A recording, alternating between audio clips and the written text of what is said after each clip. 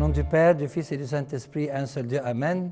Chers frères et sœurs, aujourd'hui c'est le 4e dimanche du mois copte Abib et j'aimerais aborder le thème suivant: Es-tu ressuscité avec le Christ? En introduction, l'évangile de l'office de la Sainte Liturgie nous parle de la résurrection de Lazare. Il est écrit dans le livre de l'Apocalypse, au chapitre 20, « Heureux et saints ceux qui ont part à la première résurrection. La seconde mort n'a pas de pouvoir sur eux. » La première résurrection concerne le repentir, grâce auquel nous sommes sauvés de la mort spirituelle engendrée par le péché. Citons le Christ à propos de cette première résurrection. « En vérité, je vous le dis, l'heure vient, et c'est maintenant, où les morts entendront la voix du Fils de Dieu, et ceux qui l'auront entendu vivront. » Citons également saint Paul. « Réveille-toi, toi qui dors, relève-toi d'entre les morts, et le Christ t'éclairera. » La deuxième résurrection concerne la résurrection générale du jugement dernier. Selon le Christ, l'heure vient où tous ceux qui sont dans les tombeaux entendront sa voix.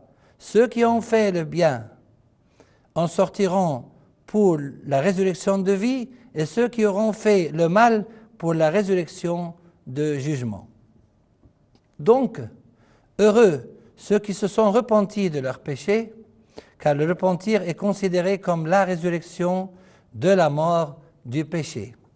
La seconde mort n'a pas de pouvoir sur eux. La seconde mort est le châtiment éternel. Ceux qui n'obtiendront pas la joie éternelle subiront le châtiment éternel et la colère divine demeurera sur eux. Lisons les paroles de saint Jean au sujet du Christ. Celui qui croit en lui n'est pas jugé, mais celui qui ne croit pas est déjà jugé, parce qu'il n'a pas cru au nom du Fils unique de Dieu. Celui qui croit au Fils a la vie éternelle. Celui qui ne croit pas au Fils ne verra pas la vie, mais la colère de Dieu demeure sur lui. Quant à la première mort, c'est la mort que doit subir tout être humain sur terre. En les termes de saint Paul, il est réservé aux hommes de mourir une seule fois, après quoi vient le jugement. Pour résumer, d'après le livre de l'Apocalypse, chapitre 20, verset 6, il existe donc 2 morts et 2 résurrections. La première mort est celle de tout être vivant, et la seconde mort représente le châtiment éternel. La première résurrection est le repentir, et la seconde résurrection concerne la résurrection générale en vue du jugement dernier. Entrons dans le vif du sujet. 1. David rend grâce à Dieu car il a sauvé son âme du séjour des morts. Dans le psaume de l'office de l'encens de l'aube, David dit au Seigneur: « Je te louerai de tout mon cœur, Seigneur mon Dieu, et je te glorifierai ton nom à perpétuité, car ta bonté est grande envers moi, et tu délivres mon âme du séjour profond des morts. » Quelle sera ton attitude vis-à-vis de quelqu'un qui t'a sauvé de la mort? La moindre des choses serait de te montrer reconnaissant pour le restant de tes jours. 2. Le Christ est ressuscité d'entre les morts. Dans l'évangile de l'office de l'encens de l'aube, Jésus est apparu à Marie de Magdala après sa résurrection et lui a dit: « Ne me touche pas, car je ne suis pas encore monté vers mon Père, mais va trouver mes frères et dis-leur que je monte vers mon Père et votre Père, vers mon Dieu et votre Dieu. » Marie de Magdala alla annoncer aux disciples qu'elle avait vu le Seigneur, et voilà ce qu'il lui a dit. Le Christ est ressuscité d'entre les morts, étant les prémices de ceux qui sont morts. Mais maintenant, Christ est ressuscité d'entre les morts, il est les prémices de ceux qui sont morts. Car puisque la mort est venue par un homme, c'est aussi par un homme qu'est venue la résurrection des morts. Et comme tous meurent en Adam, de même aussi tous revivront en Christ, mais chacun en son rang. Christ comme prémisse, puis ceux qui appartiennent à Christ lors de son avènement. 3. Mais quels sont les critères qui montrent que tu as été ressuscité avec le Christ? Dans son épître aux Philippiens, dans l'office de la Sainte Liturgie, saint Paul nous dit « Seulement conduisez-vous d'une manière digne de l'évangile du Christ.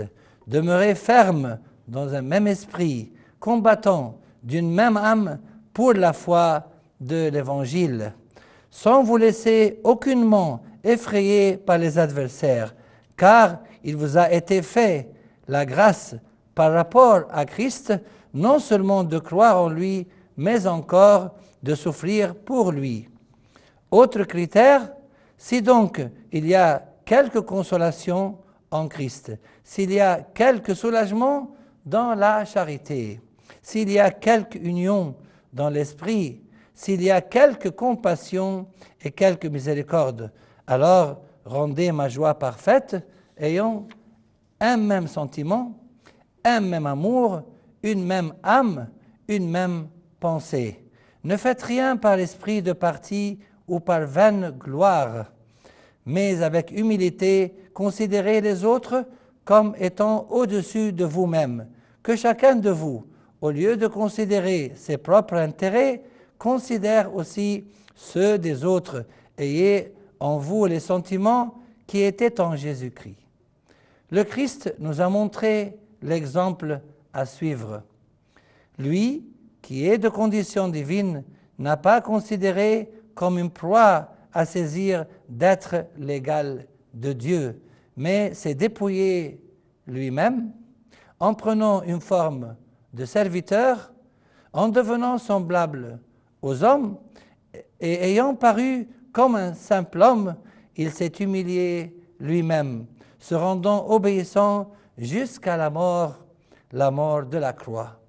En conséquence, c'est pourquoi aussi Dieu l'a souverainement élevé et lui a donné le nom qui est au-dessus de tout nom, afin qu'au nom de Jésus, tout genou fléchisse dans les cieux, sur la terre et sous la terre, et que toute langue confesse que Jésus-Christ est Seigneur à la gloire de Dieu le Père.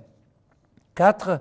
Afin que nous soyons ressuscités avec le Christ, saint Pierre, dans sa première épître de l'office de la Sainte Liturgie, nous exhorte à rejeter toute malice et toute ruse, la dissimulation, l'envie et toute médisance, désirer comme des enfants nouveau-nés le lait spirituel et pur, afin que par lui vous croissiez pour le salut.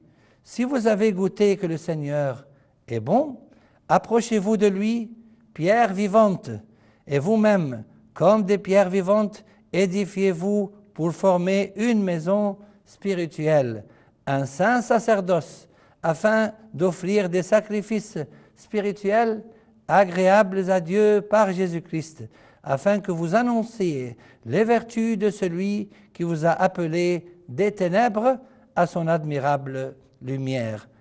Et quel est ce lait spirituel et pur s'il ne s'agit des enseignements purs de l'Église, car le lait impur représente les hérésies. 5.